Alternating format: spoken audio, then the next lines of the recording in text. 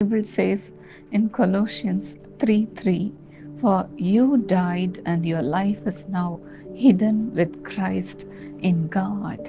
मेरी प्रिय भाइयों व बहनों, कुलुसियों 3:3 के अनुसार तुम लोगों का पुराना व्यक्ति मर चुका है और तुम्हारा नया जीवन मसीह के साथ परमेश्वर के साथ छिपा है। You may be wondering, what is this verse? It says, "You died." और आप ऐसा सोच रहे होंगे कि मर चुका है, इसका मतलब क्या है?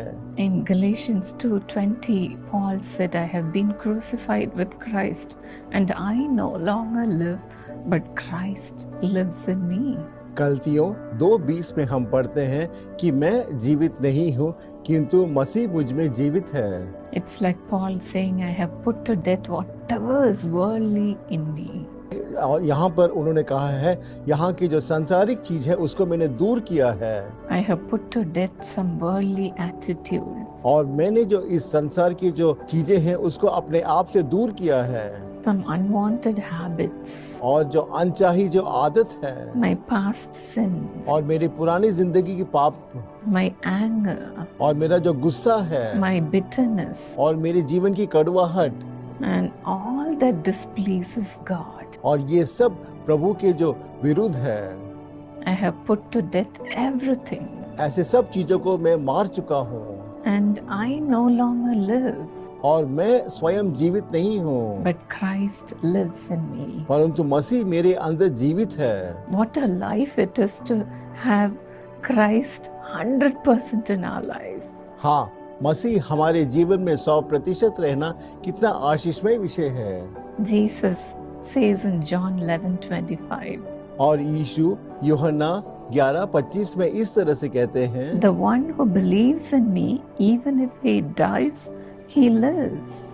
जो मुझ में विश्वास करता है, यद्यपि वो मर चुका होगा, फिर भी वो जिएगा। Yes, when we believe in God, we will never die. हाँ, जब हम प्रभु पर विश्वास करते हैं, तब हम कभी नहीं मरते।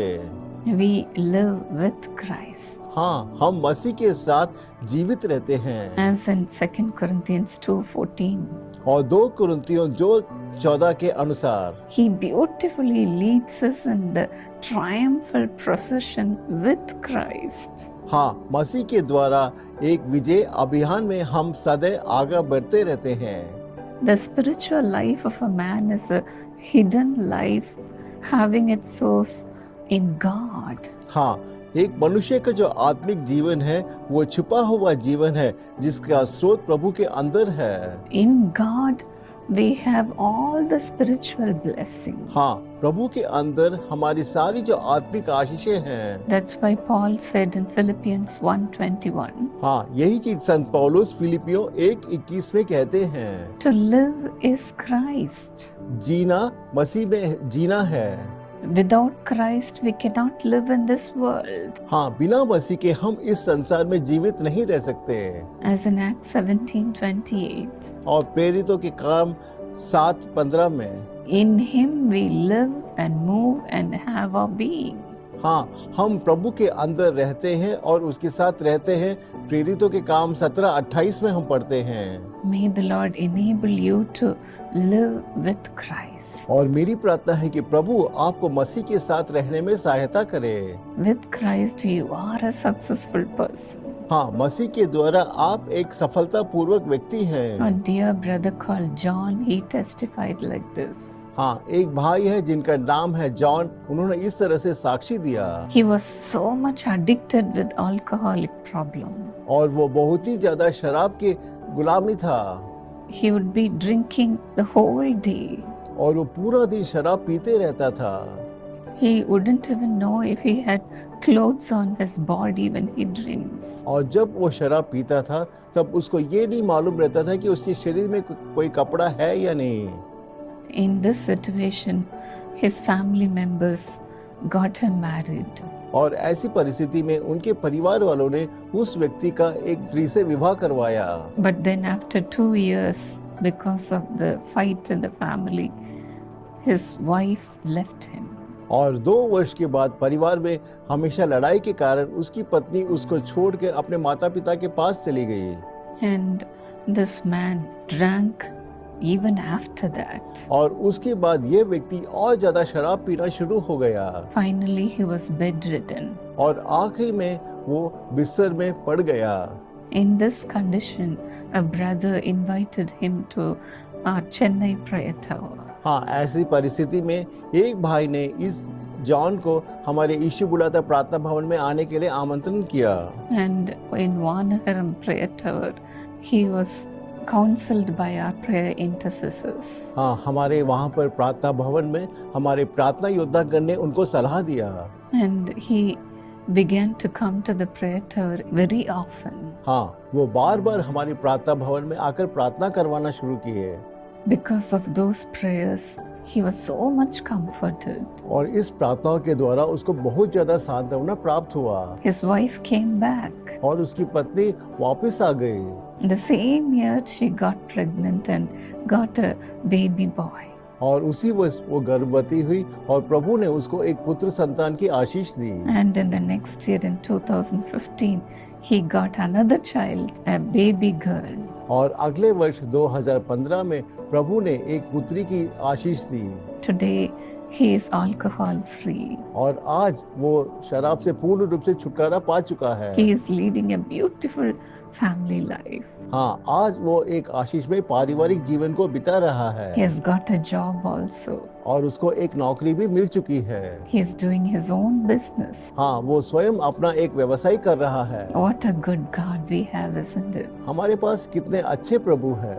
When we come to Jesus, our life changes. हाँ, जब हम यीशु के पास आते हैं, हमारा जो जीवन है पूर्ण रूप से बदल जाता है। The Lord hides us in Himself and He lifts us up to greater heights. हाँ, प्रभु हमें अपने आप पे छिपा लेते हैं और हमारे जीवन को ऊंचा उठाते हैं। Yes, God is our hiding place. हाँ, प्रभु हमको अपने अंदर छिपा के रखते हैं। He will surround us with songs of deliverance. हाँ, प्रभु हमको चारों तरफ जो छुटकारा को जो गीत है उसके द्वारा घेर लेंगे। You will also see a change in your life. हाँ, आज के दिन आप भी अपने जीवन में एक परिवर्तन को देखेंगे। Father, as your children are watching this program, Lord, Master, speak to them even now, Lord. आप प्रत्येक जनों से बात कीजिएगा। Let them become a transformed person with full of Jesus. हे प्रभु, इन प्रत्येक जनों को आप पूर्ण रूप से परिवर्तित करके मसीह से भर दीजिएगा। Let all the worldly life be changed in Jesus' name. यीशु के नाम पे इसी वक्त हर सांसारिक जो जीवन है पूर्ण रूप से बदल जाए। Let all the lust of the world, the pride of life be gone from them. और इस संसार की जो जो आशाएं हैं, जो शारीरिक आशाएं हैं, सब इनके जीवन से दूर हो जाए। Let the addictions leave in Jesus' name. और यीशु के नाम पर हरी बुरी लत इनको छोड़ दे। Father, create in them a new heart. हे प्रभु, आप इनके अंदर एक नए हृदय का निर्माण कीजिएगा। Lord, more than everything, you yourself fill them with your presence, Lord. हे प्रभु, आप इन प्रत्येक जनों को अपनी उपस्थिति से भर दीजिएगा। Lord, let them come and hide in you, Lord. हे प्रभु, ये प्रत्येक जन आपके अंदर आकर अपने आप को छिपा ले। Lord, they may be saying, I'm feeling so weak. I could not leave this addiction. हो सकता है कि कोई ऐसा कह रहा है, मैं बहुत ही कमजोर हूँ और मैं इस लत को छोड़ नहीं पा रहा हूँ। Let all the weakness leave in Jesus' और यीशु name. के नाम पर हर कमजोरी इसी वक्त दूर हो जाए। Let all the sinful life be transformed in Jesus' name. और यीशु के नाम पर इसी वक्त हर पाप में जीवन दूर होकर हर चीज से छुटकारा प्राप्त करे। Help them to leave all the sinful habits. हे प्रभु, हर पाप में जीवन को छोड़ दे। Deliver them, Lord. इसी वक्त छुटकारा दीजिएगा। Bring them out of it, Lord. और इससे उनको बाहर निकालिए।